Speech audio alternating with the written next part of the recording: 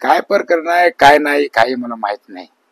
कसं माहिती का की काय प्रकरण काय झालेलं आहे काहीच मला माहित नाही.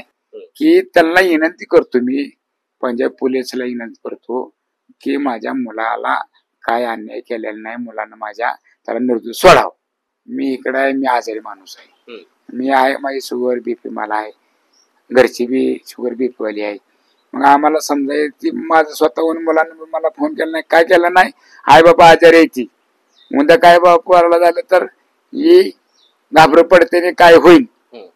मग त्याच्या पायी मला दुसऱ्याकडून माहिती झाली मला असं झालंय म्हणून.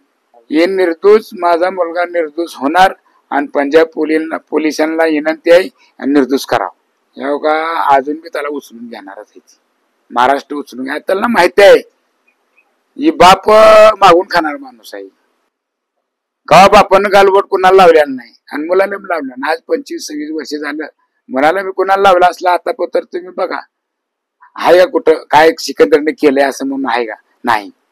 ही काय तर पिलन कुणीतरी रचलाच नाही तर नाही रचला तर मला आई बापाला काही माहिती नाही. पण माझं एवढं की माझा मुलगा निर्दोष आहे, मला गॅरंटी आहे माझा मुलगा निर्दोष आहे. अजिबात माझ्या मुलानं गुन्हा केलेला नाही. तुमची car, electric panel, data server आगीपासून सुरक्षित आहे का? नाही? मग आजच बसवा F protect temperature activated fire suppression device.